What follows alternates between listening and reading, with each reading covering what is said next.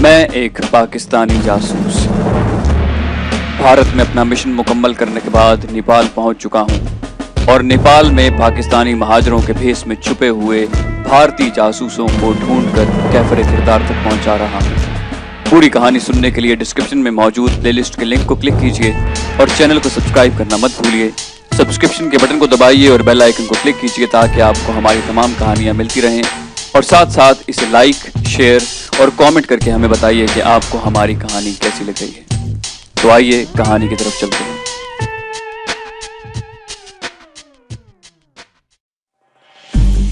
मैं काठमांडू में रहते बहुत तंग आ चुका था।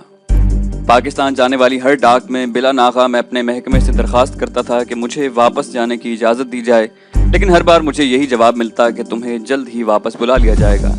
लेकिन इस जल्द में दिनों से हफ्तों और हफ्तों से महीने बनते जा रहे थे। उधर मेरी हालत ये थी कि दुश्मन का मेरे गिर्द घेरा रोज बरोज तंग हो रहा था। मेरी कैफियत बिल्कुल उस भेड़िए जैसी थी जो शिकारी कुत्तों के घेरे में आ चुका हो। भेड़िए के खौफ से कुत्ते करीब नहीं आते और इस उम्मीद पर भागने की राह भी नहीं देते कि भेड़िया किसी जानिब से जरा गाफिल हो तो वो यकबारी उस पर हमला कर दें। मैं चौमुखी जंग लड़ रहा था और मेरा हौसला और कुव्वत मुदाफियत रोज बरोज कम हो रही थी। सिर्फ मरियम थी जो इन हालात में भी मुझे हौसला देती, लेकिन उसके चेहरे से साफ जाहिर होता था कि मुझे दरपेश खतरात से वो खुद अंदर से टूट फूट रही है। मुझसे ज़हनी वाबस्तगी, हम आहंगी और चाहत के अलावा मरियम को मेरे बगैर अपना मुस्तकबिल बिल्कुल तारीक दिखाई देता था। सिर्फ एक और चाइनीज़ फैमिली काठमांडू में रहती थी जो गैर मुस्लिम थी। मरियम के वालिदैन काठमांडू में आकर आबाद तो हो गए थे, लेकिन उनकी बेटी का मुस्तकबिल अंधेरे में डूब चुका था। 26 बरस की उम्र होने के बावजूद उसकी अभी तक शादी नहीं हुई थी। काठमांडू में सिर्फ एक नुमाया मुस्लिम खानदान था जो कश्मीर से हिजरत करके यहाँ आबाद हुआ था, और वो लोग खानदान से बाहर शादी नहीं करते थे। इस पस मंज़र में मरियम ने ये समझते हुए कि जिंदगी भर उसकी शादी नहीं हो सकती और वालिदैन के बाद उसे अकेले ही रेस्टोरेंट चलाना है और जिंदगी के नशेब फराज से गुजरना है, उसने अपनी ज़ात में खुद एतमादी, जुर्रत और हौसला पैदा कर लिया था। मुझसे मिलने के बाद उसे फिर घरेलू जिंदगी गुजारने के कुछ आसार नजर आने लगे और उसकी नस्वानियत, जिसे उसने सुला दिया था, पूरी शिद्दत से जाग उठी। उसका मेरे साथ वालेहानापन रोज बरोज बढ़ता जा रहा था और वो मेरी सलामती के लिए मुझसे ज्यादा मुतफक्किर रहती थी। मैं भी एक पुरसुकून और नई जिंदगी गुजारने के लिए बेताब था। इसीलिए जब मेरी महकमाना डाक में मुझे हर बार बहुत जल्द की खबर मिलती तो मैं भिन्न उठता। दिन यूं ही बेकैफी के आलम में गुजरते जा रहे थे। इस बार मुझसे मिलने कई बार मुहाजिरों के नुमाइंदे आए। अपनी रोज़मर्रा परेशानियों के अलावा एक बार दबी ज़बान में उन्होंने मुझे बताया कि जो महाजर अफ़गान एयर के जहाज़ों से अनकरीब पाकिस्तान परवास करने वाले हैं, वो बैक वक्त खुशी और परेशानी की हालत से दो चार हैं। उन्हें पाकिस्तान जाने की खुशी के साथ साथ ये परेशानी भी है कि पाकिस्तान पहुँचते ही उन्हें रिहाइश और रोज़मर्रा की ज़रूरियात के लिए रुपया दरकार होगा जो उनके पास नहीं है। यहाँ काठमांडू में तो 2 वक्त की रोटी की ही फराहमी के लिए वो स्ट्रीट हॉकर बनकर और मुख्तलिफ जगहों पर अशिया बेचकर जैसे तैसे जिंदगी गुजार रहे हैं। नेपाली दुकानदार उन्हें उधार पर फरोख्तगी के लिए सामान भी दे देते हैं, लेकिन पाकिस्तान पहुंचने के बाद उन्हें आगे कुछ सुझाई नहीं देता। सिफारत खाना भी इस मसले पर बिल्कुल खामोश है और किसी किस्म की यकीन दहानी नहीं करा रहा। महाजरीन के इस मसले को मैंने बहुत पहले महसूस कर लिया था।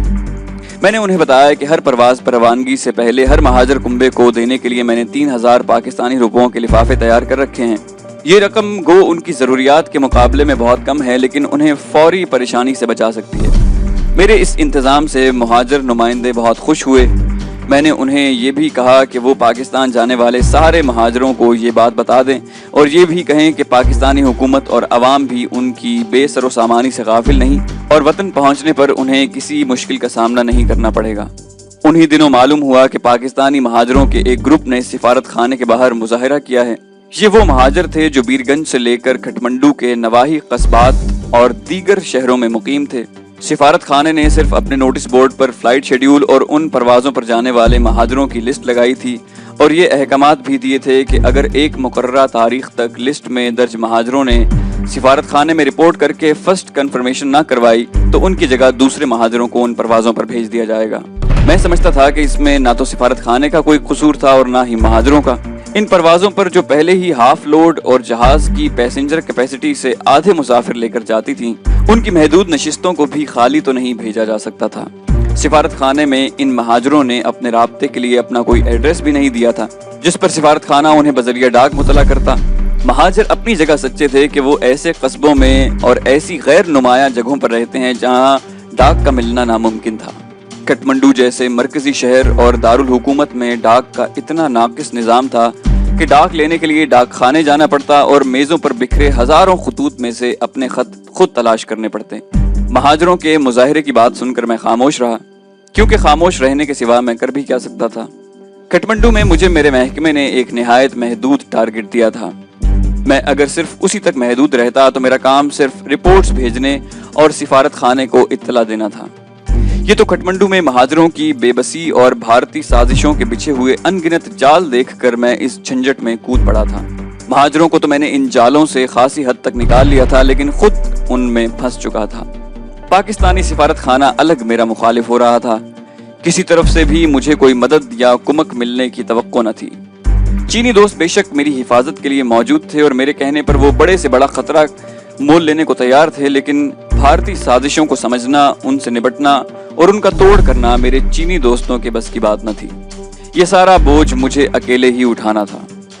انہی دنوں ایک شام جب میں ہوٹل کی لابی میں مہاجر نمائندوں سے بات چیت کر رہا تھا، کیپٹن مان خلاف توقع اکیلا آ کر کافی شاپ میں چلا گیا اور ویٹر کے ہاتھ ایک چٹ مجھے بھیجی جس پر لکھا تھا کہ فوری اہمیت کے معاملے پر آپ سے ملنے آیا ہوں۔ مہاجروں سے معذرت کر کے میں اس کے پاس گیا تو بڑے گھبرائے ہوئے لہجے میں وہ بغیر کسی تمہید کے بولا کہ آپ کی وین میں بم نصب کیا گیا ہے جو گاڑی سٹارٹ کرتے ہی پھٹ جائے گا۔ مجھے جو ہی معلوم ہوا میں آپ کو بتانے کے لیے بھاگا آیا۔ میں نے آرسنل اور اسلحہ ڈمپ کرنے کے علاوہ بم ڈسپوزل کی ٹریننگ بھی لی ہوئی ہے۔ اگر آپ چاہیں تو میں بم نکال کر اسے ڈیفیوز کر سکتا ہوں۔ میں حیران تھا کہ میرے دشمنوں میں سے یہ ایک بھارتی سفارتکار ایکا ایکی کیوں کر میرا اتنا ہمدرد بن گیا کہ میری جان بچانے کے لیے اپنے ملک سے غداری پر آمادہ ہو گیا۔ میں نے اس کا شکریہ ادا کیا اور کہا کہ چلو اور بم نکالو۔ وہ میرے ساتھ وین کی طرف آیا اور مجھے قدرے فاصلے پر کھڑے ہونے کا کہہ کر وین کے نیچے چلا گیا اور 5-6 منٹ کے بعد ایکسپلوسیو سٹکس کا بنا ہوا بم اور اس کے ساتھ لگی تاروں کو لے کر باہر آ گیا۔ چھوٹا کٹر وہ اپنے ساتھ لایا تھا، اس نے تاروں کو بم سے علیحدہ کیا اور بولا اب یہ محفوظ ہے۔ بم کو چھپانے کے لیے اس نے مجھ سے کپڑا مانگا اور فوراً ہی بولا کہ اب تو یہ بے ضرر ہو چکا ہے، میں اسے اپنے کوٹ کی جیب میں ڈال لیتا ہوں۔ مجھے یہاں سے فوری واپس جانا ہے تاکہ مجھے کوئی دیکھ نہ لے۔ اس نے بم جیپ میں ڈالا۔ اتنی دیر میں میں نے تاریں اٹھائیں اور ان کا گچھا بنا لیا۔ کیپٹن مان نے مجھ سے تاریں مانگی تو میں نے کہا کہ تم ان کا کیا کرو گے، انہیں میرے پاس رہنے دو۔ تاریں میں نے اپنی جیب میں ڈالیں اور کیپٹن مان کا شکریہ ادا کیا۔ مان گھبرایا ہوا تھا، وہ تیزی سے پارکنگ سے باہر چلا گیا اور میں خیالوں کے ہجوم میں گھرا لابی میں واپس آ گیا۔ مہاجر نمائندوں کو میں نے جلد ہی رخصت کر دیا اور اپنے کمرے میں چلا آیا۔ مجھے سمجھ نہیں آ رہا تھا کہ میری وین میں بم کس نے اور کیسے لگایا ہے۔ میرے ظاہری دشمنوں میں تو بھارتی سفارت خانہ ہے اور ان کے حواری ہیں۔ اگر یہ کام ان کا تھا تو کیپٹن مان کو کیا ضرورت پڑی تھی کہ مجھے بچانے کے لیے آتا؟ اگر یہ کسی دوسرے کی کارروائی تھی تو کیپٹن مان کو اس کی اطلاع کیسے ملی؟ اس کا اپنے ہمراہ کٹر لانا بھی اس بات کی دلیل تھی کہ اسے 100% یقین تھا کہ بم وین میں لگا ہوا ہے۔ بم کی نوعیت اور ساخت کا اگر اسے علم نہیں ہوتا تو یہ ٹائم بم بھی ہو سکتا تھا، جسے ڈیفیوز کرنے کے لیے پیچکس کے علاوہ کئی مختلف ٹولز کی ضرورت پڑتی۔ اس نے کافی شاپ میں یقینی طور پر یہ کیسے کہا تھا کہ وین سٹارٹ کرتے ہی بم پھٹ جائے گا؟ مجھے یوں محسوس ہوا کہ بم پلانٹ کرنے کا یہ سارا واقعہ سازش در سازش ہے۔ میں نے تاروں کا گچھا نکالا، ڈبل تاریں دونوں طرف سے کٹی ہوئی تھیں۔ بم کے ساتھ لگی تاریں تو کیپٹن مان نے میرے سامنے کاٹی تھی، لیکن کرنٹ والی تاروں کے ساتھ لگی بم کی تاریں بھی کٹی ہوئی تھیں۔ اس کا واضح مطلب یہ تھا کہ وین کی بیٹری کرنٹ والی تاروں کے ساتھ بم کی تاروں کا کچھ حصہ ضرور لگا ہونا چاہیے۔ رات کا اندھیرا پھیل چکا تھا۔ میں نے تاریں چیک کرنا اگلی صبح تک ملتوی کر دیا اور مریم کو فون پر کہا کہ آج وہ ہوٹل آ جائے کیونکہ وین کے انجن میں کچھ خرابی ہے۔ میں نے اس سے یہ بات اس لیے چھپائی کیونکہ میں اسے مزید سراسیمہ نہیں کرنا چاہتا تھا۔ اگلی صبح میں وین کو ایک سروس اسٹیشن پر لے گیا، وین سروس بھی کرائی اور لفٹ پر چڑھی وین کا نیچے سے اچھی طرح جائزہ بھی لیا۔ وین کا نچلا حصہ ایک بڑی چادر نے ڈھانپ رکھا تھا اور سوائے ریڈیٹر کے کچھ دکھائی نہ دیتا تھا اور نہ ہی مجھے کوئی تار دکھائی دی۔ سروس کے دوران میں نے انجن کا بھی اچھی طرح سے جائزہ لیا۔ انجن میں بھی ایسی کوئی تار دکھائی نہ دی جس سے بم والی تاروں کا کوئی ٹکڑا منسلک ہو۔ اس طرح مجھے ساری گیم سمجھ میں آ گئی۔ کیپٹن مان ایکسپلوسیو سٹکس نہیں بلکہ ان کی ایک ڈمی اپنے ہمراہ لایا تھا جسے وہ اپنے کوٹ میں چھپا کر واپسی پر اپنے ہمراہ لے گیا۔ وین کے نیچے گھس کر اس نے جیب سے ڈمی نکالی، باہر نکل کر مجھے دکھائی اور کوٹ کے جیب میں ڈال کر رفو چکر ہو گیا۔ یہ مجھے ہراساں کرنے کی ایک ناکام اور کمزور کوشش تھی۔ میں نے اسی وقت فیصلہ کیا کہ انہیں سبق سکھانے کے لیے ان کی کسی گاڑی میں اصل دھماکہ کروں گا۔ اس واقعے کے تیسرے دن ہی کرنل آنند اور کیپٹن مان میرے پاس آئے۔ گو کہ کیپٹن مان نے مجھے بم کی بات صرف اپنے تک محدود رکھنے کا کہا تھا، لیکن کرنل آنند نے کافی شاپ میں بیٹھتے ہی کہا کہ آصف دیکھو، تمہاری جان بچانے کے لیے مان نے اپنی ملازمت اور اپنا مستقبل بھی داؤ پر لگا دیا۔ تم یقین نہیں کرو گے کہ جب ہم سفارت خانے کے غیر پنجابی لوگوں سے بات کرتے ہیں تو فخریہ تمہارا ذکر کرتے ہیں کہ کیا ہوا جو آصف پاکستانی ہے لیکن اس نے اپنے جرأت مندانہ کارناموں سے پنجابیوں کا نام روشن کر دیا ہے۔ پنجابی چاہے بارڈر کے دوسری جانب کا ہو یا ہماری طرف کا، جب کوئی کارنامہ سر انجام دیتا ہے تو ہمارا سر فخر سے بلند ہوتا ہے۔ کرنل آنند نے اب میری باقاعدہ برین واشنگ شروع کر دی تھی۔ گزشتہ ملاقاتوں کے دوران میں زیادہ تر خاموش رہتا تھا اور اس کی باتیں سنتا تھا۔ میری خاموشی سے اس نے یقیناً یہ نتیجہ اخذ کیا ہوگا کہ اس کی گفتگو مجھ پر اثر انداز ہو رہی ہے۔ بم کے ڈرامے کے بعد یہ اس کا اگلا قدم تھا کہ مجھ سے اپنی ہمدردی کی وجہ پنجابی ہونا بتائے اور غیر محسوس طور پر میرے ذہن اور خیالات کو بدلے۔ ادھر میرے ذہن میں کبھی پاکستان سے ہٹ کر صوبائی یا لسانی بنیادوں پر سوچ کا سایہ تک نہ پڑا تھا۔ میری نگاہ میں پاکستان کی سرحدوں کے اندر کوئی اور لکیر نہیں تھی۔ ایک آنند تو کیا ہزاروں آنند بھی آ جاتے اور میری برین واشنگ کرتے تو ان کی ساری کوششیں مجھ پر اثر کیے بغیر یوں گزر جاتی جیسے بارش میں برساتی پر سے بارش کی بوندیں۔ میں کرنل آنند اور کیپٹن مان کی ہاں میں ہاں ملاتا چلا جاتا تاکہ وہ پورے طور پر کھل کر میرے سامنے آ جائیں۔ یوں ہی دن گزرتے جا رہے تھے کہ افغان ایئر کا جہاز پہلی پرواز لیے آ گیا۔ مریم اور میں جہاز پہنچنے سے پہلے ہی ہوائی اڈے پر پہنچ گئے تھے۔ ہوائی اڈے پر عجب گہما گہمی تھی۔ جانے والے مہاجروں کے چہروں پر خوشی اور مسرت پھوٹ رہی تھی اور انہیں رخصت کرنے والے اپنی حسرت و یاس کو چھپانے کی ناکام کوشش کر رہے تھے۔ ہم امیگریشن کے ساتھ ہی کھڑے تھے اور کلیئرنس ملتے ہی انہیں خیریت سے پاکستان پہنچنے کی دعاؤں کے ساتھ روپوں کے لفافے تھماتے جاتے۔ سفارت خانے کا نچلے درجے کا ایک ملازم بھی وہاں موجود تھا اور بڑی بیزاری سے یہ سارا منظر دیکھ رہا تھا۔ ان دنوں افغان ایئر دنیا کی گھٹیا ترین ایئر لائنز میں شمار ہوتی تھی۔ ان پروازوں کے لیے UNO نے معقول معاوضے پر ان کے جہاز چارٹر کیے تھے۔ اس کے باوجود ان کے عملے کی فرعونیت عروج پر تھی۔ مہاجروں کے سامان کو وہ اس بے دردی سے اٹھا کر پھینکتے اور لے جانے سے انکار کر رہے تھے جیسے یہ پروازیں وہ مفت میں چلا رہے ہوں۔ دوسری طرف مہاجروں نے بھی انتہا کر دی تھی۔ گھر کے جھاڑو تک وہ ساتھ لے جا رہے تھے۔ سامان انہوں نے اس طرح باندھا ہوا تھا جیسے جہاز پر نہیں کسی بیل گاڑی پر سفر کرنے والے ہوں۔ کسی دل جلے مہاجر نے، جس کا نام شاید ان پروازوں میں شامل نہیں تھا، ایک کاغذ پر جلی حروف میں خوش رہو اہل وطن ہم تو سفر کرتے ہیں لکھ کر جہاز پر چسپاں کر دیا۔ اس میں سفر انگریزی والا تھا۔ ان دنوں ہوائی اڈوں پر سیکیورٹی کا نظام برائے نام ہی تھا۔ الوداع کہنے والے جہاز کے بہت قریب بلا روک و ٹوک چلے جاتے تھے۔ جہاز کا عملہ محض زیادہ پروازوں کے بہانے UNO سے روپیہ بٹورنے کے لیے آدھی خالی سیٹوں کے ساتھ پرواز کرتا تھا، جبکہ دوسری ایئر لائنز والے فل لوڈ کے ساتھ اڑتے تھے۔ شروع کے ہفتوں میں 2 اور بعد میں ہر ہفتے 3 پروازیں ہو گئیں۔ یہ سن 1975 کے مارچ کا مہینہ تھا۔ ایک طرف مہاجروں کی پاکستان روانگی شروع ہو چکی تھی، دوسری طرف ہر روز 5-10 نئے مہاجر کھٹمنڈو پہنچ رہے تھے۔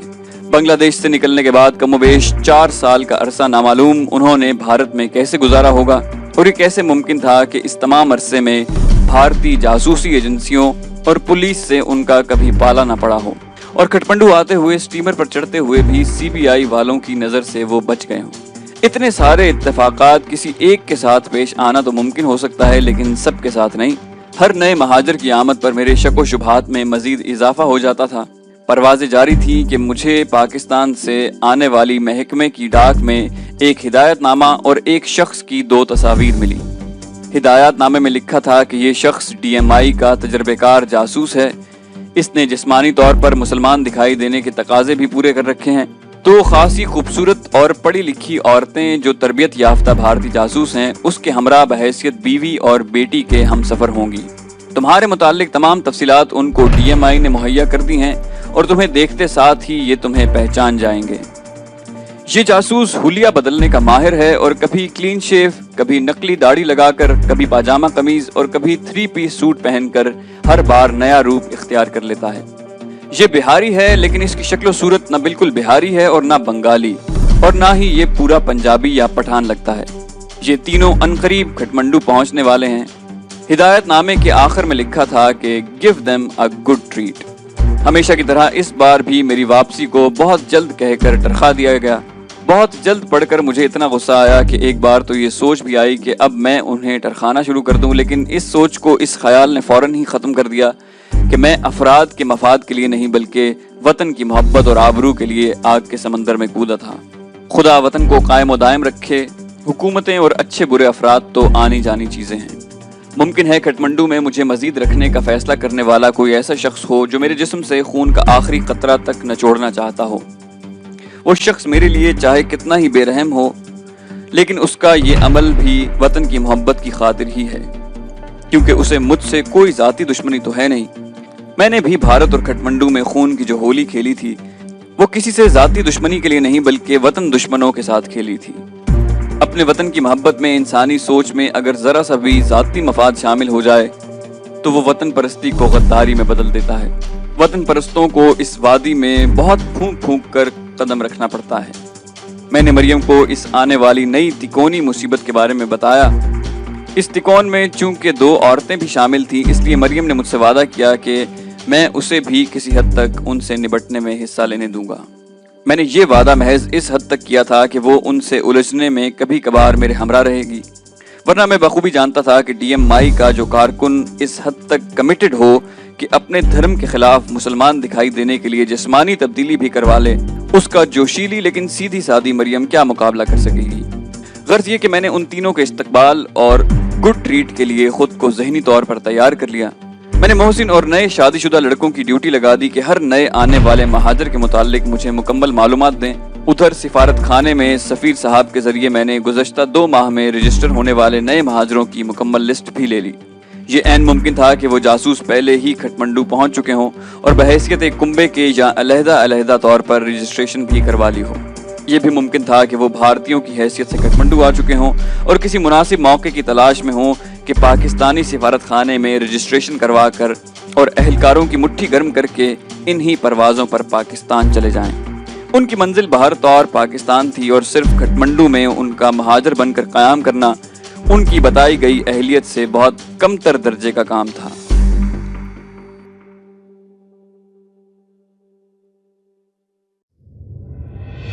تو دوستو یہ تھی ہماری آج کی کہانی۔ امید کرتے ہیں آپ کو ہماری کہانی پسند آئی ہوگی۔ جاننے سے پہلے اسے لائک، شیئر اور سبسکرائب کرنا مت بھولیے۔ سبسکرپشن کے بٹن کو دبائیے اور بیل آئیکن کو کلک کیجیے تاکہ آپ کو ہماری تمام کہانیاں بلا تاخیر ملتی رہیں، اور کامنٹ کر کے ہمیں بتائیے کہ آپ کو ہماری کہانی کیسی لگ رہی ہے۔ ہم مزید کہانیاں لے کر جلدی حاضر ہوں گے۔ اپنا بے حد خیال رکھیے گا۔ اللہ حافظ۔